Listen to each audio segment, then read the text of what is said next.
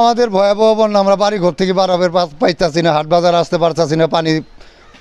পানির জন্য কোনো জায়গায় আমরা বাইরে বের পাইতাছি না, মনে করেন কোনো খাওয়া খাদ্য ঠিক মতন পাইতাছি না, হাট বাজারও করে পাইতাছি না, যেদিকে বাড়ে এইদিকেই পানি, বাড়ির থেকে বাড়াইলো, ঘরের থেকে বাড়াইলো পানি, ঘরে পানি।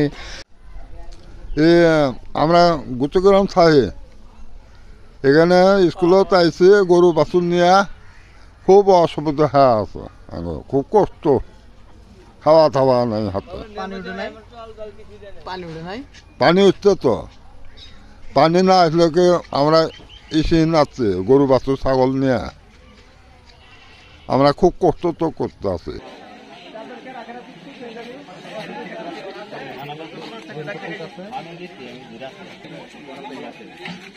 ঠিক আছে